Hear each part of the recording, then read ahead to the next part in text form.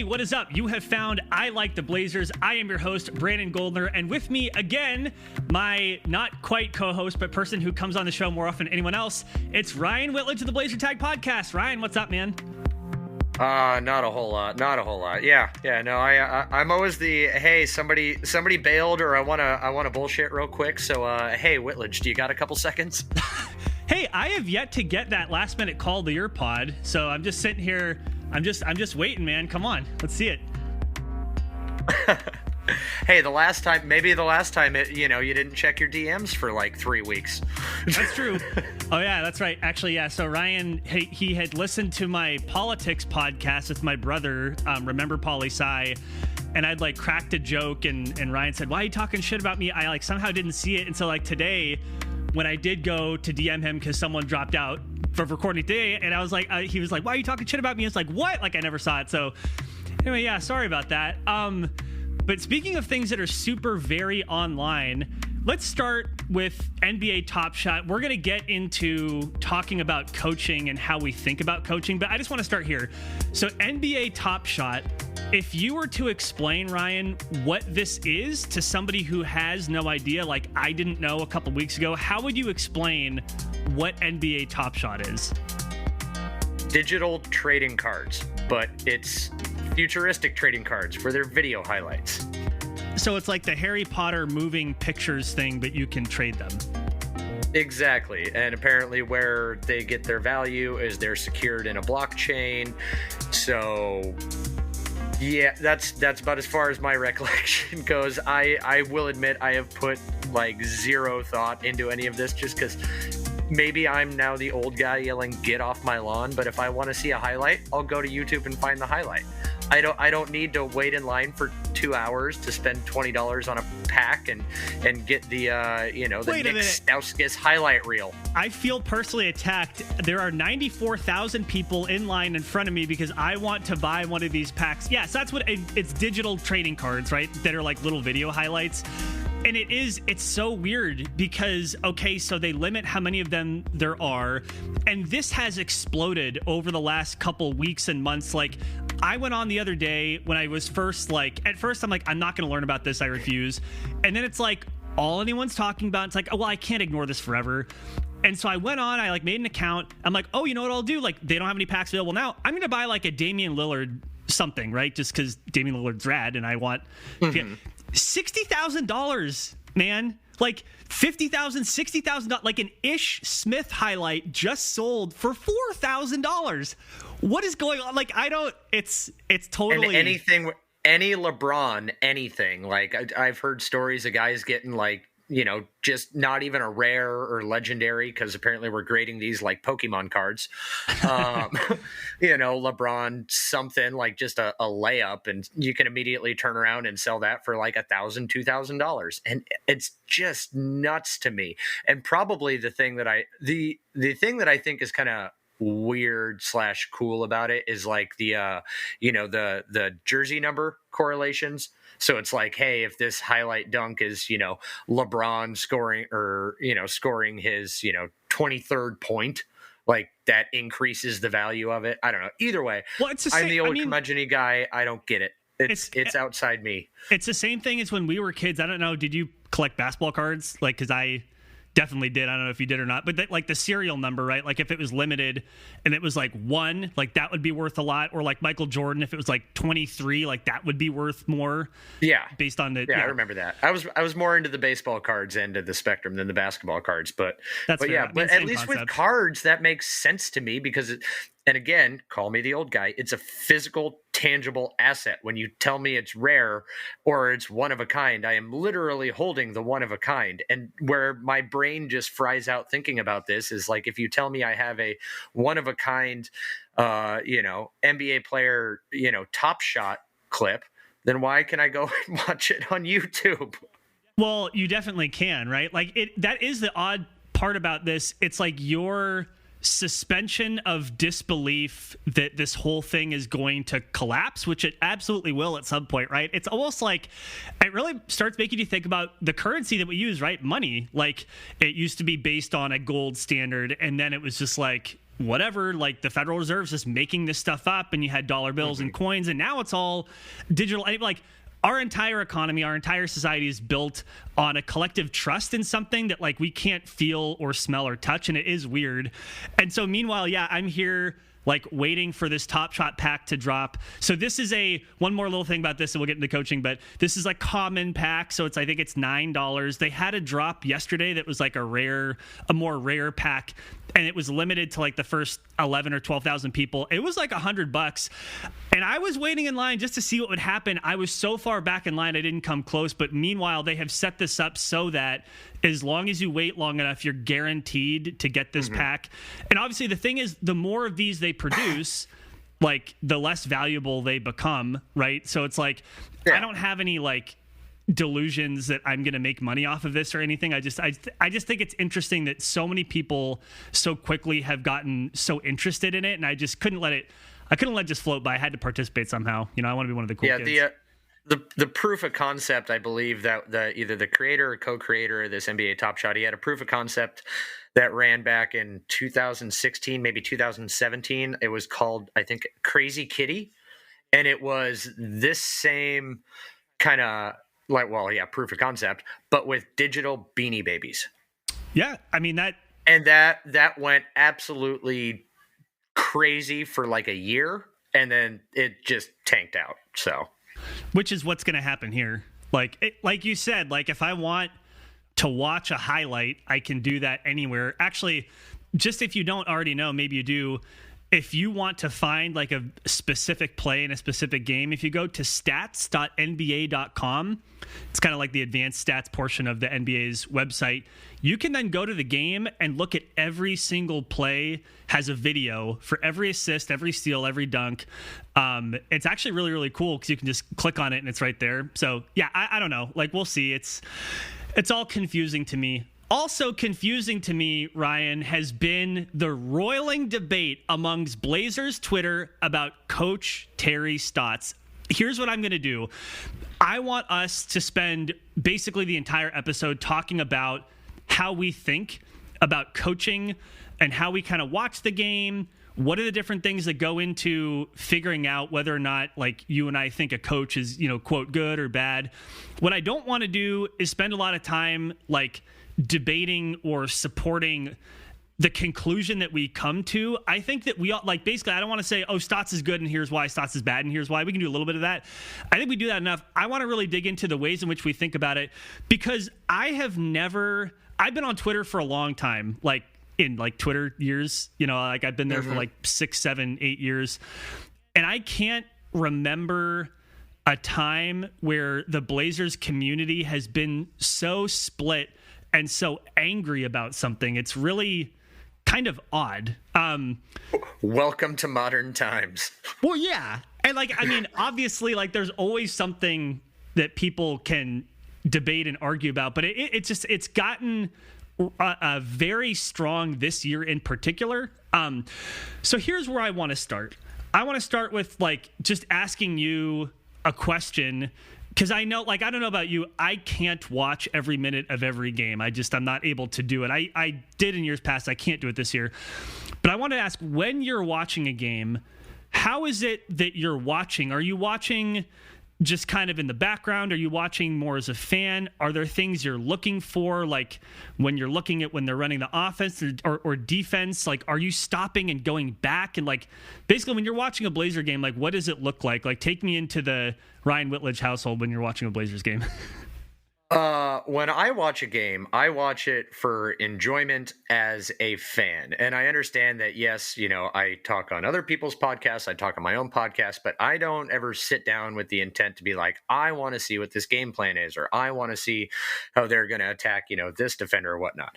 I sit down, I cuss at them when they make stupid plays. I stand up and clap and hoot and holler when, they make good plays and score points, just no different than if I was at the arena.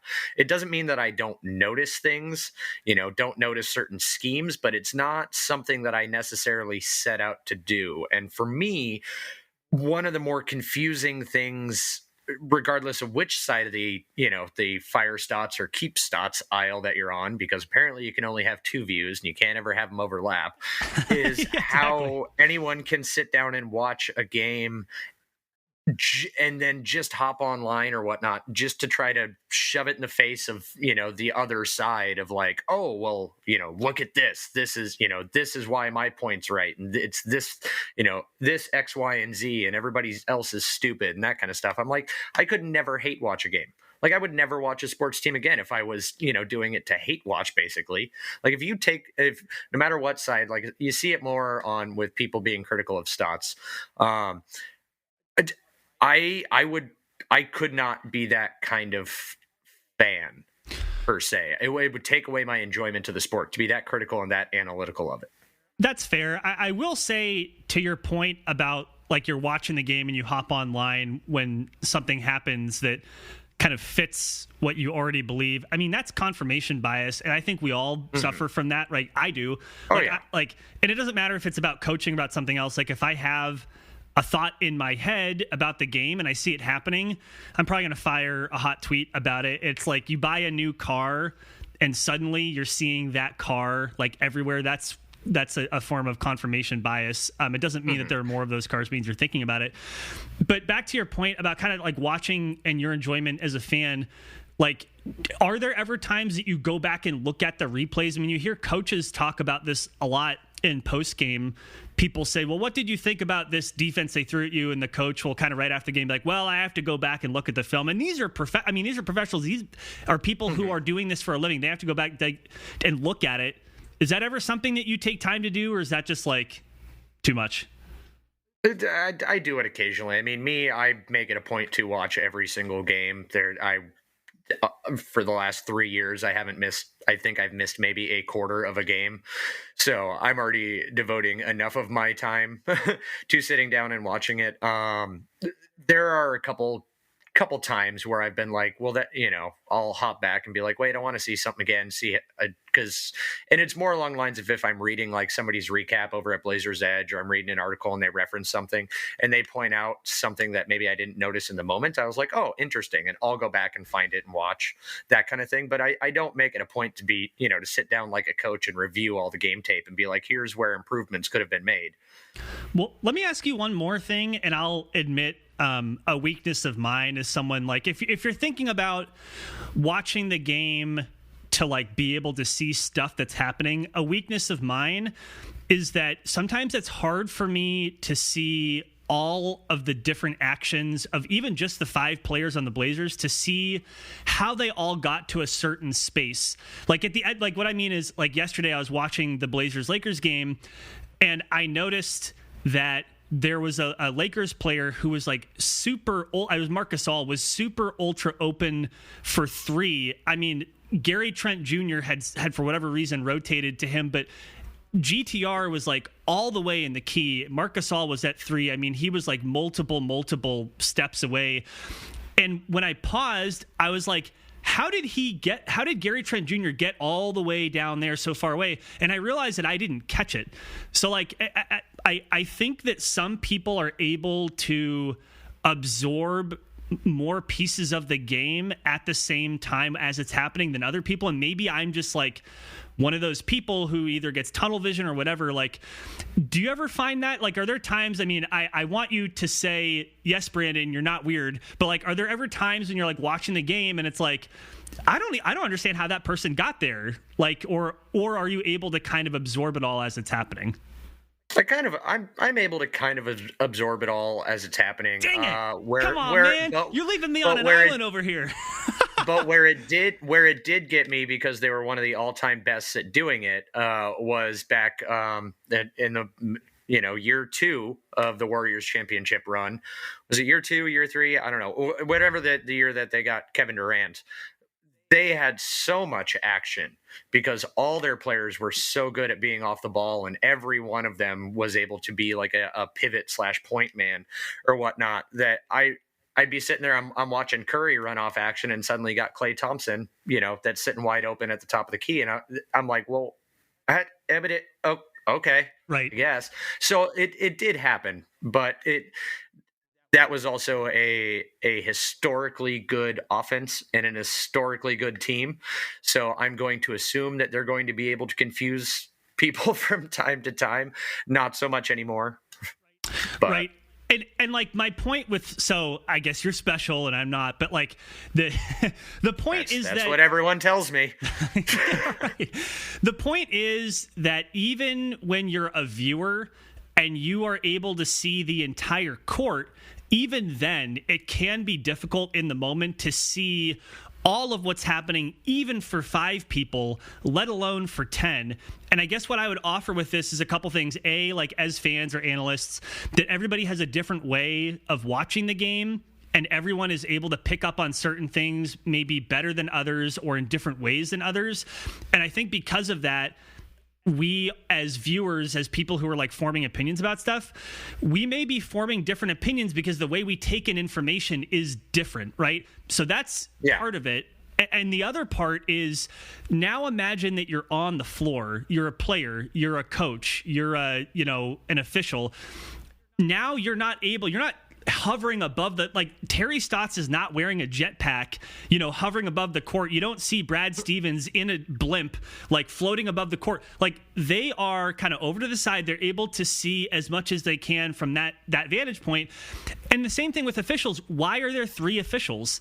Because not one official can see all of the action at the same time. It's not humanly possible. And so I guess what I would just say is that, like, when we're thinking about, like, I wonder how that person came to this very different conclusion about, we both saw the same game, right? We're taking in information differently. We're seeing it differently, and different things are going to hit different. And, like, I would just say that is a big reason why some people just can't understand why. I don't understand why you don't agree with me about this. It's because we're taking in the game differently. That's just reality. So I know it's a little woo, but like I wanted to start there. But again, too, if you sit down with the intent of, like, if I sat down with the intent to just do nothing but watch Blazers defensive rotations, I am going to learn a lot more or be able to nitpick a lot more than if I just sit down and watch a game with that wider lens, like you just talked about. You're able to pick up on it, on things and faults and whatnot, if you want to, in anything, if you can, or if you're focusing on that and trying to see where there's area for improvement. Not saying that there's not, but Totally. And like, I forget which podcast it was, but they talked about that very thing, where sometimes they will watch the game just to look at a particular player only on defense, right? Or like a particular 2 players only on offense. So it's like really focusing on the off-ball action, and it gives you a different way of taking in stuff. And like, I guess ultimately to like close this piece out, I would argue that it's nearly impossible to get a full view of what happened during a game by only watching the game one time as it's happening. I think it requires going back and probably running through certain plays multiple times, perhaps, which is why a coaching staff, for example, has a video coordinator and multiple assistant coaches, right? Like an offensive person, a defensive, like that's why. It's because it's just not possible to do all at once. So with that, let's go into thinking about how we evaluate coaching. And I guess I wanted to start with just kind of rattling off, like, when we're thinking, hey, Brandon, or hey, Ryan, like, is this coach a good coach? What types of things are we considering when we're coming to this conclusion about whether or not they're a good coach? And here are a couple of things that came to my mind. I wanted to see what you thought of these, or, add or subtract. So you have like their creativity and their ideas and the schemes that they use. You have their knowledge of the league and how things are trending, right? Like different teams doing different things and being able to counter that. Emotional maturity, like flexibility and keeping people bought in, holding people accountable for doing what you as the coach want them to do. And then like winning and losing, because ultimately basketball is about winning games and losing games. Like what do you think about that? Like, and is there anything else when you're thinking about if someone asks you whether or not someone's a good coach? Are there other things that might come to mind, or any of those that you think are like particularly interesting? One of my biggest things for coaches has always been, does a coach understand what he's good at, and does he understand his areas of weakness? And because a lot of a lot of guys, coaches in all of sports, you see it a little bit more in NFL kind of stuff. They think that they are the hottest thing since sliced bread, and they know everything on the planet, and everybody else is an idiot. So being able to admit that you have a fault and then be able to kind of maybe hire somebody who's better in the area that you're weaker in to balance out, that's a big thing for me in coaching. And I don't think that Stotts has done that necessarily well this year, but I think he's handled that well over the totality of his coaching career here in Portland. But that's a big thing for me is, do you have the hubris enough to be able to identify your weaknesses and address them? Yeah, I think that's a really fair point. And that's true in basically every work environment and not just sports, right? Like as a supervisor or as a leader, if you're not very good at something that needs to be done, like having someone else who's better at it, giving them the space and the autonomy to do it is actually really, really important in the whole group being successful. So yeah, I totally agree with that. Something just to I wanted to zoom in on, like I put in our little Zencast chat, those categories I rattled off, but like thinking about the knowledge of the NBA and knowing trends and being able to counter them. I guess what I'm thinking about is like, if you imagine back during the 7 seconds or less Suns, right? Mike D'Antoni's offense, they had Steve Nash and Amari Stoudemire and Sean Marion and the like it was funny because they were able to take advantage of the way the rest of the league had been operating, the kinds of players that were playing, the kinds of schemes that were being run, and do something that specifically hit at a lot of those weaknesses. And the NBA as a whole didn't really adapt all that much to what the Suns were doing. But then you saw a few years later, when the Warriors came along and they had even more success than the Suns did, that a lot of what the Warriors did, with like playing really fast, a ton of ball movement, you didn't have a traditional center anymore. You had like a playmaking center in Draymond Green who could go all the way up and kind of operate from the high post rather than just like stay back the whole time. That the NBA started to take notice and started to adapt. And I know this is a kind of a weird question, but I just as a coach, like how much of this is like, I believe in my system and we're going to do it because we're good at it. Like how much of it is that? And then how much is like, oh, wow, like I can really see where the NBA is going and I need to change what I'm doing in order to follow that. Like how do you strike that balance? Like, I know that neither of us are professional coaches, but like when you're thinking about this, like as just a Blazers fan, like how stubborn a coach is or how flexible they are, like how important is that when you're evaluating a coach? I mean, it's massively important. You don't see it, and again, it the biggest coaching balls always seem to lie in the football world.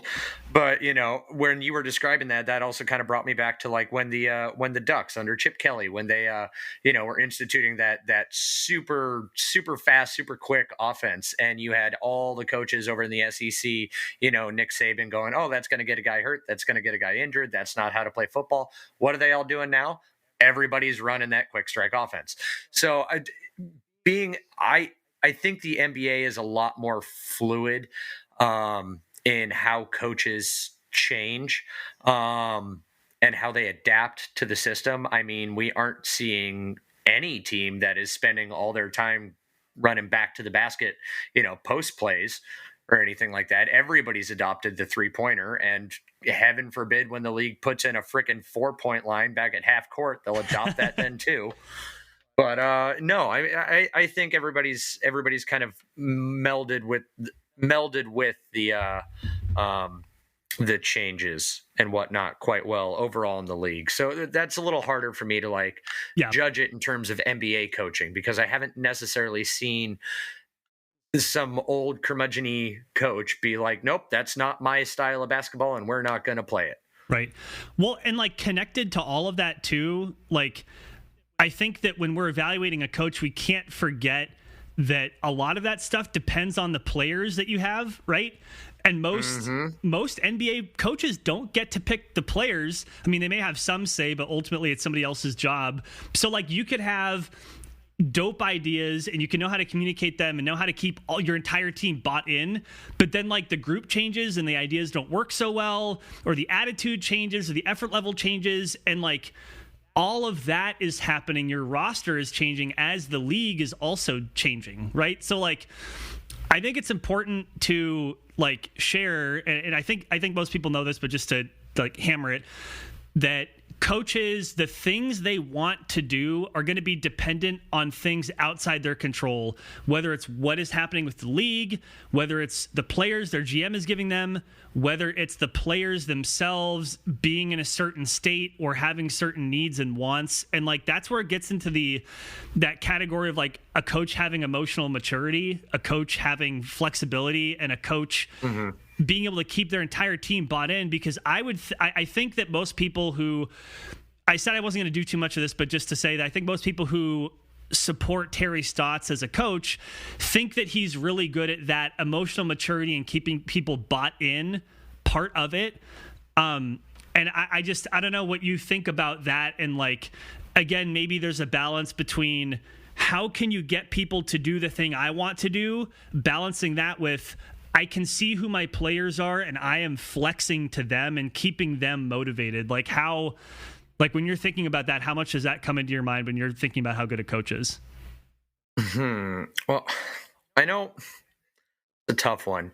For me, I don't try to give Stotts in this case a pass as much as he's maybe gotten in years prior by saying like, oh, well, look at the personnel, especially when I think that they have very good personnel. It just so happens that right now that the second and third best player are sitting on the bench with casts on various part of their bodies. But as a coach, you can't coach quickness. You can't coach lateral movement. You can't coach somebody's ability to jump higher. You can't, what you can do is you can, get a strength and conditioning coach to work on their muscles and hope that works out. You can't coach somebody per se to be a better 3-point shooter, but you can coach their shooting mechanics in the hopes that it will raise their 3-point percentage.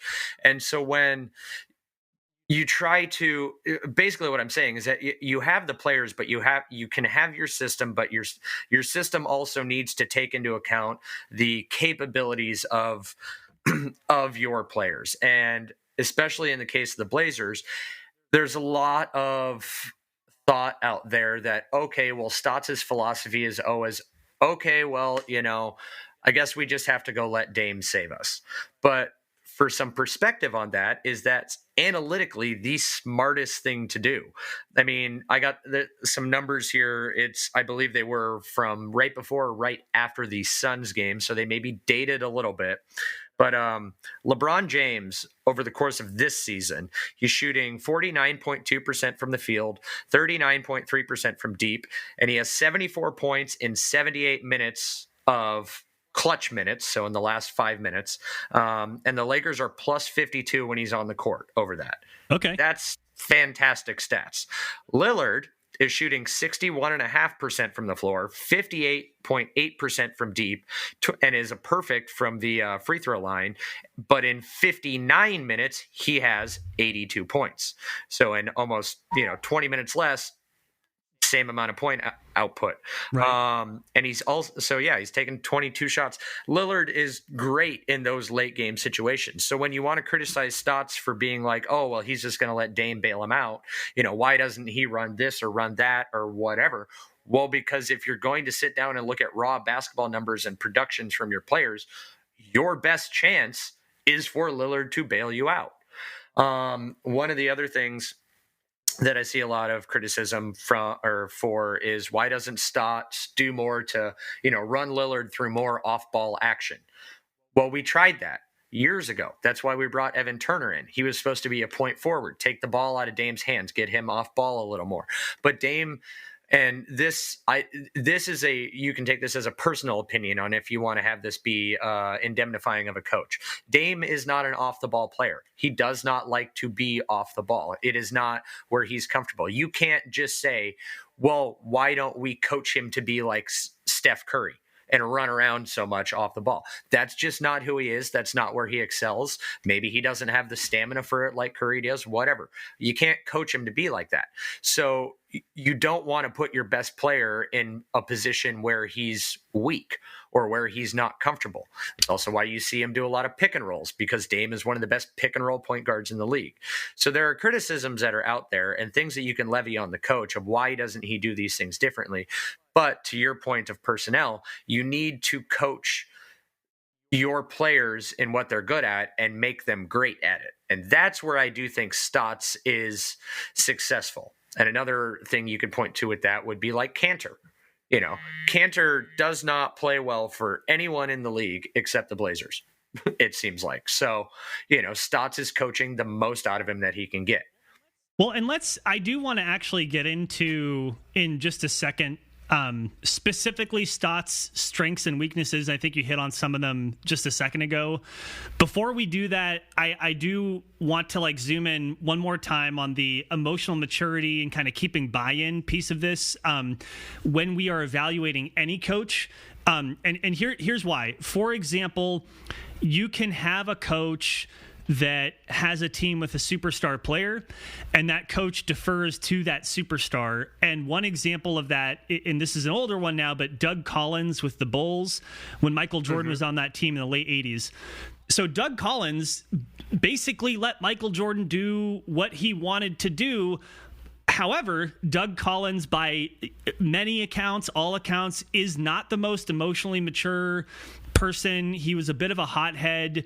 He may have not been able to keep the entire team bought into a common vision, even though he was a really good coach, maybe for Michael Jordan as an individual. I mean, some of Michael Jordan's most incredible scoring stats came from those late 80s years before Phil Jackson got there. And I guess what I would say is, like, when we're thinking about what makes like a player's coach, I think it's more complicated than, like, he allows their best players to do whatever they want. And it's also more complicated than, well, he's able to hold the best player accountable. Your point about like Dame coming off ball and Steph Curry does it, Dame doesn't. Just to play devil's advocate, you know, maybe there is a hypothetical coach that is able to push Damian Lillard to do that, even if he doesn't want to. And that maybe Stotts is not able to do that. I mean, I would argue that generally I would defer if you have a player of Damian Lillard's caliber, that you just kind of defer to what they want to do because they are transcendently good at basketball. But and we're going to get into Stotts specifically like right now. But my point is, when evaluating a coach, whether it's their creativity, the schemes, how well they know the league, where the league is going, how flexible they are, holding people accountable, whether or not the team wins and loses, which we didn't even talk about, all of those can be used to then tally them all up, weight them all differently, and then say, boom, this is a good coach, or boom, this is not a good coach. I guess my point is, Ryan, that like evaluating a coach is super complicated. That's all. And if that would be my takeaway from this. It is. The one thing that anybody cares about, though, winning. You can be the worst coach in every one of those checkmark boxes. If you win, nobody cares. Right. And I think, like, for example, if you had a coach that was like a super jerk and like Dame hated him and the fans hated him, but the Blazers were like going to the finals, I think no one would care. I wouldn't care. I mean, I would care, right? Like, no. So yeah. And ultimately, like, winning in the playoffs specifically, I think does cure a lot of things. But the point is that it's not just about winning or losing, right? Like, I think there are some folks, and maybe I fall victim to this, who will look at winning and be like, well, you know, therefore the coach is great because they're winning games. Again, it's not just about that. There are lots of things that can go into a win or a loss. Some of them have to do with the coach, some of them have to do with the player, some of them have to do with luck, some of them have to do with the other team, blah, blah, blah, blah, blah, the schedule. And it is one thing among many, and I would agree with you that, like, ultimately it's about winning. Like, at the end of the day, it's about winning, but it's evaluating a coach it's complicated. So with that in mind, let's now talk about the strengths and weaknesses of Coach Stotts. Let's go back to what you were just saying a second ago, that Damian Lillard doesn't really prefer to play off the ball, and therefore he doesn't play off the ball. Here's an interesting quote from yesterday, actually, from Dwight Jaynes. He asked Coach Stotts in the post-game interview yesterday when the Blazers lost to the Lakers. He said the Lakers were blitzing, pick and rolls, and doubling Damian Lillard. So why, Coach Stotts, are you running so many pick and rolls, inviting that blitz and the double? And the response from Stotts was, it's what we do. You said this, Ryan. Damian Lillard is one of the best pick and roll players in the league. He usually finds a way to score. He finds kickouts. He found Enes Kanter a few times. And Stotts also said that when we run those plays, it's not necessarily for Dame to be a scorer, but for him to be a facilitator. And also Stotts said that we tried to move Dame off ball a little bit when Rodney Hood was in the game, with Rodney Hood being the ball handler. How does that answer sit with you? Like, is that a good enough answer? Because I kind of agree with the premise of what Dwight Jaynes was saying, is that Damian Lillard gets trapped, blitzed, doubled a lot, and it doesn't seem like the Blazers are super prepared for it all the time. How do you think about Stotts' response to that question? Is that a good enough answer for you? It's not a good enough answer, but it does not upset me or shock me, because while we would, again, in evaluating a coach's strengths and weakness, one of Stotts' biggest weaknesses is he doesn't do well with media. And if you get a hard question, if you don't give him a softball, easy answer one, if you get critical of him, he tends to be a bit of an asshole. So that sounds like it's a fair question from Dwight Jaynes. He's just doing his job. Stotts doesn't want to answer it, so he's going to give that what he gave as that answer. How I feel about that in general is there's Michael Pena in Sports Illustrated. That's where I was getting some of those numbers from that I was reading off earlier. Further on down that article, he talks about the fact that Damian Lillard has. Let's see. His exact quote is, "Nobody splits traps more ruthlessly or efficiently than Damian Lillard this season." So if they're not countering for these traps, Dame has proven to be one of the best players in the league at handling a trap and handling a blitz, passing out of it, shooting out of it, just splitting it and making his way down the middle. When teams are trapping him, they're trapping him higher up. They're damn near trapping him at half court. Now, That does open up the court. It doesn't always work to perfection, but it still works most of the time. And in the game of basketball, as long as you can get something to work most of the time, you're doing it well. That's no different than shooting. If you can happen to make most of your shots, you're doing well. If you miss most of your shots, you're doing poorly.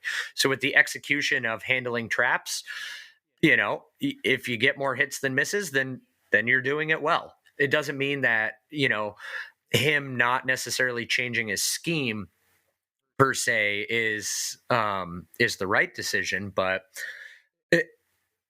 again, if everything's going to run through Dame right now, especially with Nurk and CJ being out, how is Dame producing? What level is he playing at? And is he keeping the team afloat while playing within his own game? Yes. Right. And again, just to take another view, and I'm not saying I agree or disagree with what you just said or with what I'm about to say, but remember that game recently the Blazers played against the Philadelphia 76ers where Damian Lillard was out, right? He didn't play. And the Blazers won that game. And it seemed to me that the Blazers had more movement. And with Damian Lillard not being in there, and I kind of understand on the one hand, well, you have to do that because Damian Lillard's not there, and Damian Lillard probably prefers to play a certain way. He's your best player. He's a superstar, so you're going to play that way. On the other hand, it did kind of make you think, well, geez, like, what if the Blazers were able to do this with Damian Lillard in the game? Like, wouldn't they be unstoppable then? Like, do you have an opinion about that? How much would you take away from that win against the Sixers when Dame didn't play? Well, I liked it because shortly before that, we had heard, because of, I think, the Memphis games that had gotten canceled shortly before that or postponed, the Blazers actually had more time to practice. And I believe there was some chatter that the Blazers were trying to get more ball movement and rotations out of the second unit. And in that Philly game, that was basically the second unit playing as starters. So it was nice to see that there was a talk about some form of an offensive adjustment and see it be executed. I think they try to run that more. Now, here's where you can again have a criticism, but you have one ball stopper on the second unit offense. When it hits Melo's hands, it's probably not going to leave Melo's hands. Take of that what you will. Unless it's a shot. Other guy, unless it's a shot, which yeah. Good or bad, it's going to be a shot. No, but another guy who's supposed to be on the second unit, but because CJ's out is not, is Gary Trent Jr. And Gary Trent Jr. averages like less than an assist a game, I believe. The ball is not leaving his hands. So yes, it is. And those are weird tendencies where you can't coach it out of them. But also in this case with injuries, you can't necessarily bench him because you're not going to get much better regardless of what you think with CJ Ellaby and, Kelvin Blevins. you got 9 guys in your rotation. That's what you got to work with right now. But yeah, so I'm pro more ball movement. I liked when I saw that in that Philly win. I also, but obviously they've went away from it a lot more recently. I think the bench scored 13 points in total last night against the Lakers. Obviously, you're not getting a lot of ball movement out of that. Ball movement does lead to scoring. Those isolation plays that we see a lot that we all, especially with Melo, where somehow he's end up triple teamed down in the post and he's still doing a fadeaway turnaround. Yeah, sure, maybe pass out of that, but right. Well, you hit on it, and we've hit on it that the fact that Terry Stotts as a coach, we're talking about his strengths and weaknesses. One of his strengths, I think, could be that he maximizes what Damian Lillard can do. I think that most people would agree now that Damian Lillard is like a top 5 NBA player or very, very close to it. Like he's in that conversation in a way that the Blazers haven't had a player like that since Clyde and before that, Bill Walton, right? So he is one of the best players in the league. And if your coach is able to maximize that player and get the buy-in from that player, if your player is that good, I think that needs to be something about your coaching that is successful, right? Talking about some other strengths of Stotts, and I just maybe I'll rattle off a few and you tell me whether or not you agree with this. Player development, right? Or maximizing players that are not you would not think are amazing players. That Terry Stotts seems to get the best out of lots of different kinds of players. Would you agree that that's something that he's pretty good at? Just if you're zooming back and looking at the last 10 years? Yeah, especially with player development. The Blazers I've long made the joke that we are the minor league basketball program for all players who go on and have careers outside of the Trailblazers, especially right. If we draft them. If we draft them and let them go, yeah, they will turn into good basketball players, good and serviceable. Yeah, look at the most recent example, Gary Trent Jr., he's going to get paid, and he was a second-round pick, right? You can say part of that was good drafting, which it definitely was, but also, and part of it was opportunity, but that's important, right? CJ McCollum, born and raised in Portland, not born, drafted and developed in Portland. I don't know why I say born and raised. And then you look at other players your Mo Harklesses, your Al-Farouq Aminus of the world who had really good seasons and success here, not so much maybe in other places. I think that the Blazers did a good job when Seth Curry was on the team briefly. I thought Mason Plumlee was as serviceable in Portland as he's ever been in his career or close to it. So I would say that's something that Coach Stotts does well. I would also say that Nas Little's another one too. Nasir Little, for sure. Yeah, because when he was drafted, everyone's like, okay, but the man has no 3-point shot. And if you go back and look at any of his 3-pointers from last season, right, compared to this season, he has massively improved his shots. So there you go, player development. Yusuf Nurkic, that was not only him getting better developing, but also it kind of connects to that buying into the team. His career was about to be, over. Denver didn't want him anymore, right? star of that trade for Portland at the time was not Nurkic, it was the pick.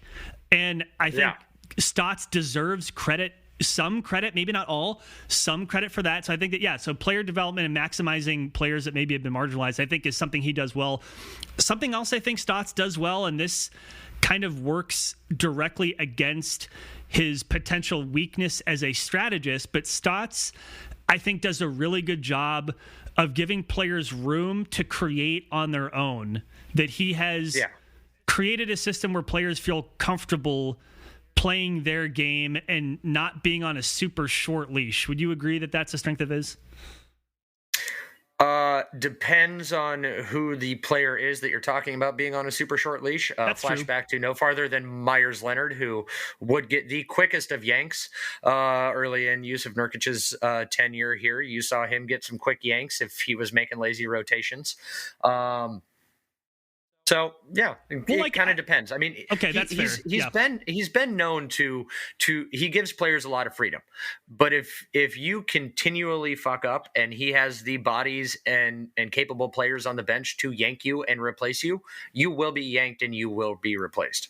And maybe maybe this could even be seen as a weakness, but he tends to give his best players freedom, right? Like, you're not seeing CJ McCollum or Dame being chastised. Like, there are some coaches who do take that approach. I mean, I think, Greg Popovich was absolutely not afraid to call a super ultra fast timeout and be like, what the fuck are you guys doing? It didn't matter if it was Tim Duncan or Tony Parker or Manu, he would do it. Right. And that could be a strength. That could be a weakness. There were some players who didn't mesh well with Greg Popovich. Some players didn't mesh well with Rick Carlisle in Dallas, for example, who's also, that type of coach.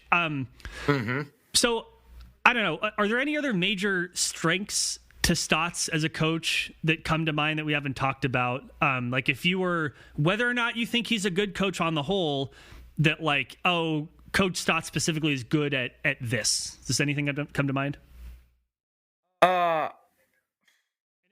And if not, that's fine. We've talked a lot. No, it's just I'm not entirely sure how to word it, because for as much as I also think it's a strength, I think it's a strength, I also think it is a weakness, and it is a little bit of the fact that his offenses seem so stagnant and they don't change a lot.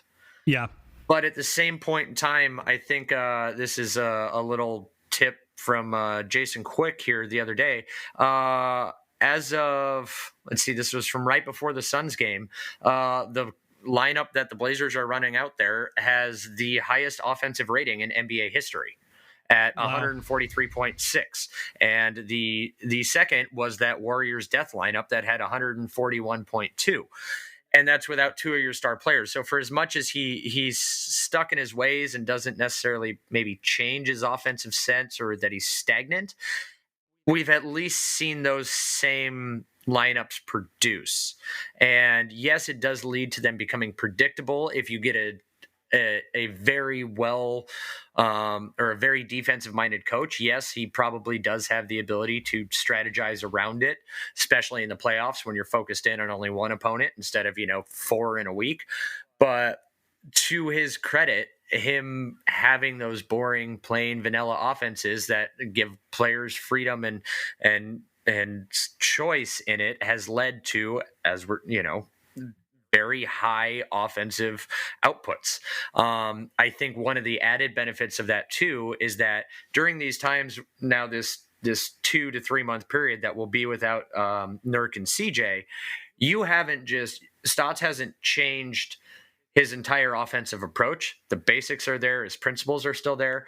So it's not like, hey, we have 3/5 of our starting lineup that has now been taught a new approach, and the two returning starters have to learn the new approach, or you're telling 3/5 of the starters to, hey, we're going back to this, forget everything for the last couple months. You do have to keep some semblance of normalcy, for lack of a better term, so that when you get to full strength, everything is what it should be. It's replicable, and you've gotten the reps in. Yeah, you've gotten the reps in on that system that even when the waters get choppy, once they get smooth again, you can keep going. I had the same thing, that one of his weaknesses was that his offenses are pretty basic, frankly, and same with the defenses. And I also think just to be, really honest, that what you were saying about his predictability in the playoffs, I think that's one of the most important, when we're talking about detriments, probably one of the most important detriments is because ultimately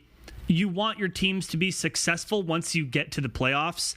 And yes, with a couple of exceptions, we have not seen the Blazers be able to be ultra adaptable and successful in the playoffs. And I think that a lot of people who end up landing on the I don't think Stotts is a good coach side point to that particular piece right there, that he's not, what he does is not conducive to playoff success, as being one of the main drivers. Yeah, he doesn't make a lot of adjustments. Right. Yeah. But I would also say, and just to reiterate something you just said, but I think it's important that, like, in the real world, when players are coming in and out of the lineup and you're playing different teams, that point about if you have something that people don't need to overthink, that they can do it again and again, they can do it despite people being out, that is important. And I also think it's important getting wins in the regular season to position yourself for the playoffs is also important, which is why, like, at the beginning of this season, I gave Olshey a lot of credit, somebody who I've criticized forever. I mean, I gave Olshey a lot of credit for building a team that was very deep in a season where I thought that depth would be needed, both because of COVID and because the games are so compressed.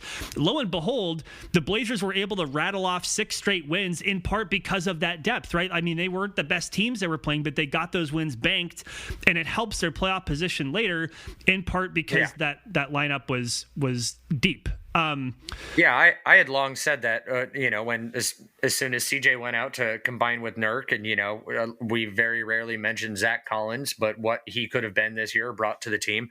But when CJ went out and we were looking at 2 months, I don't believe I was alone in having the line of thinking of that. If the Blazers can just go 500 and just don't have to gain ground, but as long as you're not losing ground, you can make a push at the end and we'll see where it goes. So I always try to hold my expectations and my judgment to that. Yeah. They are well above that 500 mark with these 2 people out. They're over 500 in general for the season still. Maybe that 6-game winning streak maybe boosted people's confidence a little too much, but same as I hope that this losing streak that we're on now doesn't, kill confidence too much, but there needs to be a balance, and you always got to look at it in the context of the situation and the year that you're in and stuff. Yeah, I think that's true. And also that 6-game win streak, maybe it made expectations change in unreasonable ways. It also may end up being the difference at the end of the season between having to do a play-in tournament as a 7 seed or being locked in as a 6 seed, right? Like, that's something that's important. Again, banking these wins during the regular season can really help you when you get to the playoffs. A couple more quick weaknesses of Stotts. A pet peeve of mine, his use of timeouts. I feel like Stotts... Horrible. Yeah. There are times where it's like, you need to kill the momentum of this game right now, and he calls the timeout like 3 plays later. That just drives me crazy. I do think it may be related, though, to that thing about, like, he wants to give his players a chance to play through stuff. He doesn't want in the back of their mind thinking, oh my gosh, he's about to call a timeout. But I think on the whole, that balance is not, it could be struck differently in my view. And kind of similar to that, I think Stotts is... Oh, yeah, go for it. Sorry. I was going to say, and this year, his use of challenges. He's really good at challenging the wrong play after the play he should have challenged. The amount of times I see on replay, which I understand being at home, watching from my couch, I have much different angles than him, but he's also notorious for he won't decide on if he's going to challenge or not until he sees it up on the scoreboard, which I've noticed that a lot of home team arenas this year are not showing a lot of questionable replay calls up on their Jumbotron for the opposing coach to be able to get a view. I find that to be a funny tactic. But yeah, you'll see Stotts a lot, and we're like, okay, yeah, no, challenge. You should challenge that. And then he does not. And then the next play, whoever goes up and argues, oh, I didn't foul. And we're like, under no circumstance, challenge that. And then you see, oh, Stotts is going to challenge. You're like, oh, motherfucker. Yeah, I'm not happy with that either. And sort of related to that, another weakness I think of Stotts is he doesn't seem willing to adjust his rotations when certain players are doing well. Like, his game management can be a little inflexible. Like, if someone is doing really, really well, like a Nas Little he'll pull them when, to me, it seems like, why don't you just throw out what you were going to do and keep him in the game, because he's he feels good, he's feeling it. Like, I don't know. Do you think that's a weakness? Well, yes, I do. But the Nas one, I know it's one that a lot of people point to this year because Nas has had a lot of really, really good runs. It's a weird and tricky one for me. I try to stay away from criticizing his rotations with Nas. But that's also because at the tail end in the bubble last year, he had that random bout of dehydration that put him out for a lot of bubble play. He went through COVID this year. I have zero clue if these are coaching decisions or if this is just more part and parcel with the Blazers trying to keep injury things and health concerns under wraps. Like, maybe we don't know full ramifications. Like, Nas could be on. He's got a great 4 or 5 minute stretch going or whatever. But say he's just gassed and doesn't have it. Maybe it just whatever possible lingering effects there are. So I try to stay away from the Nas one for using as an example. That's just my own personal thing. So take that. That's fair. Take that out of it. It's something I've noticed for a long time. At least it seems that way, that when there are players who are not like a normal part of the rotation, they're doing well, Stotts will pull them anyway. And I'm always kind of sitting there going like, come on, man, really? You bring up something, though, that's important, that we don't always know the circumstances behind the scenes. So like, when you and I are judging a coach and we're talking about, what makes them good or bad, there are some things that we just don't have access to and never will. And I think that like, it doesn't mean that our conclusions are wrong or the logic that we used to reach that conclusion was bad logic. I just think it's important to be imaginative. And like one example, Carmelo Anthony, does anyone really doubt that Neil Olshey gave something that looks like a promise of a certain amount of playing time to Carmelo Anthony for him to re-sign in Portland? Does anyone think that didn't happen? Because I definitely think it did. And I think that it's been well reported that it did happen. If you want to go from most of the reporters that tend to be Neil Olshey's mouthpieces, Woj, Dwight Jaynes, it's all but been confirmed. But yeah, I have seen people that still doubt it. But so, and even leaving that one aside, so there you go. Like, your GM makes a promise to a player, you as the coach have to adapt to it. Let's say there's a player that says explicitly, coach, I would prefer to be in for a longer stretch once than 2 shorter stretches. And like, it just racks their confidence. Like, there are just some players you can see the way they get into a rhythm is different from other players. It doesn't mean the coach has to do that. It just means that when you're balancing a roster of like, I don't know if it's like 9, 10, 11 players in your rotation during the regular season, that there may be things that we as fans don't see that the coach has to weigh, and they are doing their best to balance all of those things with their vision of what they think needs to happen, right? Like, I guess what I'm just trying to say, it's not to give anyone a pass. It's that being a leader, a supervisor, a manager, a coach, whether it's in basketball or anything else, you have to balance many, many different things that other people may not see. And it can be very, very difficult. And I will just say, I know this firsthand. It can be very, very hard. And so again, like, I'm not saying give people a pass for some of these things. I'm just saying it's a consideration. And I would imagine it's slightly difficult too when you have, the players that we do on our roster, in the context of this year that seem to just be so yin and yang. Like, 2 players in particular, Rodney Hood and Carmelo Anthony. We have seen both of those guys look absolutely lights out one game, and the next game be absolute garbage. Yeah. Can you imagine being an NBA coach on any team when you have to deal with players that have had as wildly inconsistent swings as we've seen from Carmelo Anthony and Rodney Hood? Like, you try to game plan around that. Is this going to be the night that you have it going? Not. We have seen Stotts at least a little bit. There was right before that 6-game winning streak, Melo wasn't getting as much run in the second half. If he didn't have it going, Stotts cut his minutes down.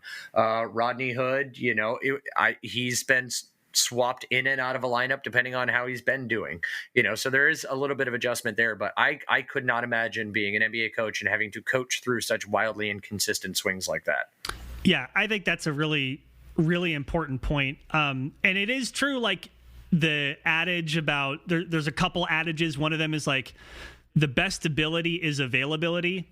As an NBA player, being there is most important. And then another one related to that is what you just said. The thing a coach wants most is consistency, that they would prefer a player that has a very tight range of potential outcomes to a player that could maybe get them up higher but could swing below that, because it just makes it a lot more difficult to plan, as you were saying. Yeah. All right, so let's take a look. Let's step back really quick. So we've talked about how we watch games and analyze them. We've talked about how to evaluate coaching and what factors go into that, the different things we take into account when we figure out whether or not a coach is good in our view. And then we've talked specifically about Terry Stotts' strengths and weaknesses. So I want to end it on this, the grand finale. Given all of that, in your view, do you think that Terry Stotts is the right coach for this team or not? Yes. Okay, explain why. But it doesn't mean that it doesn't mean that I think he's a good coach or a great coach. I think he is a serviceable coach for the Blazers at this moment. I agree that he can be stagnant at times. He is not defensive. He has his issues, but I still think that he's the best that we have for right now. So wait a minute. I'm going to be kind of a jerk. So you said, the best that we have right now. So you I knew you'd pick on that. I set you up. That's what we call an assist here. Oh, for sure. But so I'm going to pretend to be one of those people on Twitter who is arguing with me, because I don't know if you've seen my mentions lately, Ryan, but they've become a bit of a cesspool. I've had to use that block button quite a bit more lately than usual. But let me take the other view. Like, don't you think the Blazers could do better? And if you think they could do better, then explain to me why you just said that you think Terry Stotts is the right coach for this team right now. There has to be some very important reason why you think that, if you think they can also do better, right? So explain that to me, or else I will get in your mentions and yell at you and be mean to you. Apparently. Block. There, I blocked you. The block button is a beautiful thing, actually. I never block anybody. I've been blocked. I've never disdained anybody or disagreed with their opinion strong enough to say I don't even want to see your stuff. If I disagree with your stuff that wholeheartedly, it's going to make me giggle every time I see it. So I don't block anybody. You are more emotionally mature than me, which is a strength of a coach. That is a sentence that has never been used to describe me ever in my life. So thank you, sir. You're welcome. Maybe I'm just super, super immature. But no, but really, like, if you think that the Blazers could maybe do better, then why do you also think that Stotts is the right coach for this team right now? I think he's the right coach for this team right now because of Dame, CJ, and Nurk, who we can all agree are our core three and the future moving forward. And they understand him. He understands them. There's buy-in all around. And so I try to glump it all into that they're one group. I think he's getting the best out of those three players he possibly can. And as long as that is our core, as long as Dame and CJ are our head two, I think Stotts, regardless of if it ends up being a detriment to the team or not, is the best player is the best coach for those players and can get the most out of them and get this team through them to succeed the most. I think that's really fair, and here's why. We talked earlier about all the different ways that we evaluate a coach, and one of them was the support and buy-in of your best players. And here's what I want to suggest to anyone who's listening, that what Ryan just said, that you may value one of those things more than the other. So in Ryan's case, maybe he values Dame and CJ and Nurk's buy-in because they're the Blazers' best players, values that more than other things, and that when you take that on the whole, you get to this answer of like, Stotts is not the best coach in the world, but he's the right team for this coach right now. I also want to make space to say that you could not value that as much. Maybe you value the schemes. Maybe you value the offensive sets flexibility more than the potential to piss off Damian Lillard, CJ McCollum, or Nurk. And therefore, you take the same information and you come to a different conclusion. And like, I guess that like the whole point of us talking through this and going as deep as we did about the analysis was just to suggest that you could have perfectly good reasons to fall on one side or the other of this issue because it's complicated. Like, that's all. Yeah. And I don't think you're wrong if you say that. And I think you kind of agree with me here too. I don't think you're wrong if you say that, Stotts should be replaced as the Blazers coach. I don't necessarily agree. And I'm not going to care to try to debate you because you have your opinion. You obviously have what's important to you or what you want to see in a head coach of a basketball team. I have what's important to me. I'm not expecting you to change how I watch and how I take in a basketball game or how I, understand coaching and scheme and all that stuff. And I'm not going to try to change yours. Two people can be right about this. This is one of these rare instances where there are alternative facts that do fall in line. But not on this show, my friend. If you believe that the Blazers can do better than Stotts, then you're welcome to have that belief. I'm sure that there is a better coach out there than Terry Stotts for the Blazers. You got to find him. You got to get him. You got to pay him. Right. And my one critique that I will say is that when you want to throw out the comparison of, look at when the Warriors went from Mark Jackson to Steve Kerr, and that automatically made them so much better. I don't think so. And the famous example I point to is how many games did Steve Kerr just literally roll out the basketball and say, I didn't tell him anything. I just sat on the bench and let the players go. Right. Yeah. And I think that's fair. I do think that I think it's hard to know how much a different coach would affect this team or any team. It definitely matters.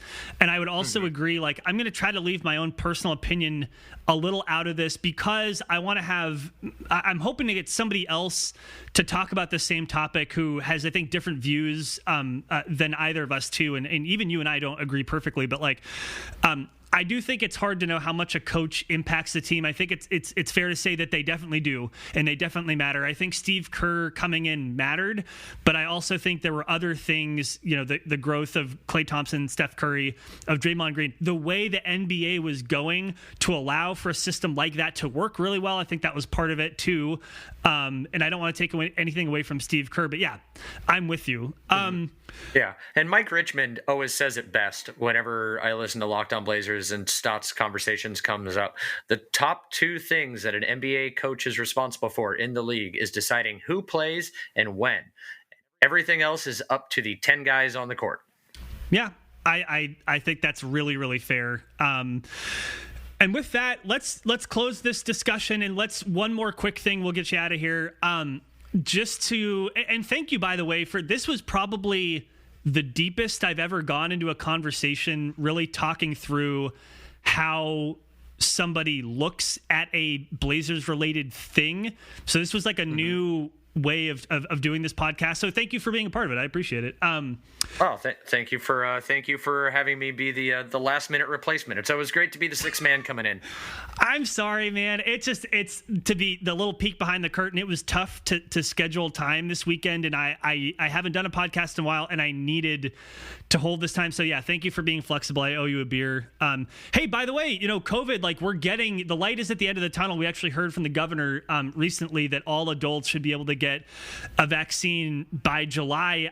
I'm personally guessing that's going to be a little sooner. And so I'm yes, I'm ready to go back to normal. So I'm going to buy you a beer when we can. One last thing, the Blazers. Oh, I hate the when we can. You technically can. I don't want to. I personally, I'm not vaccinated. There we go. I don't feel comfortable. Yeah. When I feel comfortable because I'm relatively. It's one of my big. Yeah, it's only one of my big pet peeves is when people say the when we can as if you can't. Okay, it's a decision at the moment, and you can make your decision accordingly. Yeah, my personal decision is I don't feel comfortable. Like I relatively young and healthy. I probably would be okay if I got it, but to be totally honest, I don't want to chance it. I'm trying to be safe and blah blah blah. Last thing, the Blazers find themselves at 18-14. That's good for 6th in the West, although a lot of teams are clumped up together. Just really quick, given where they are this season, the teams they played, and the injuries they've had, which you can't ignore, how are you feeling about the prospects of this Blazers team moving forward? Compare it to this point in time last year. And last year they were, without Nurk and Collins.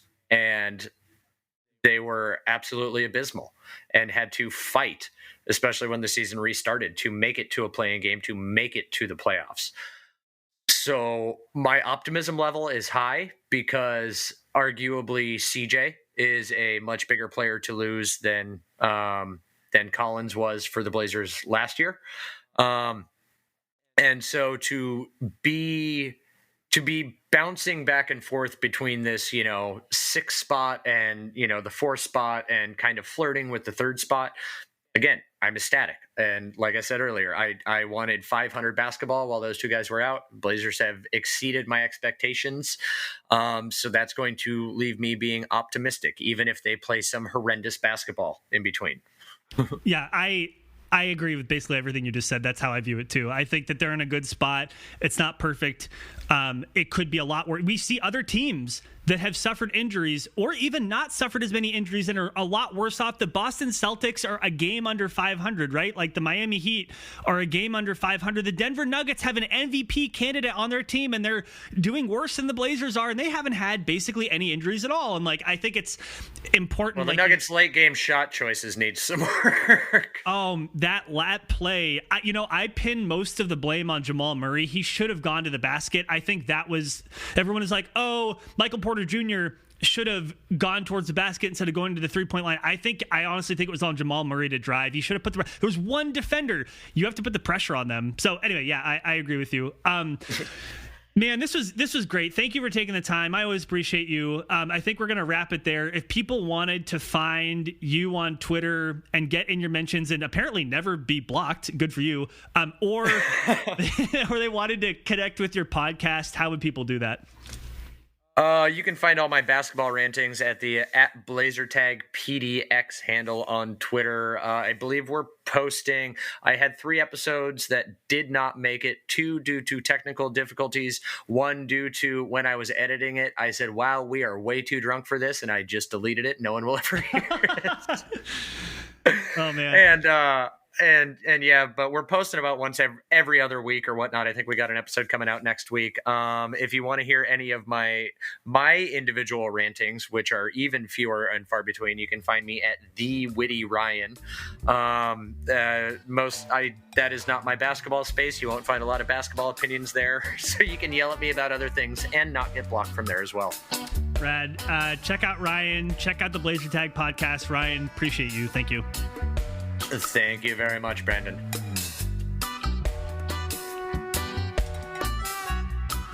Thank you, as always, to our guest, Ryan Whitledge of the Blazertag Podcast.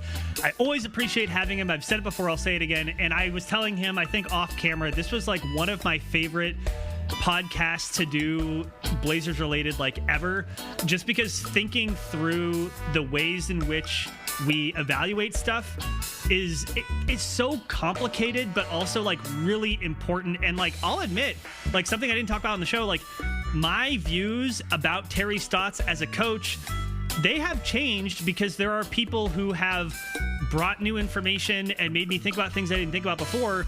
And now I feel differently about it than I used to. And I think that's really important. As fans, when we are, we should watch the games for fun.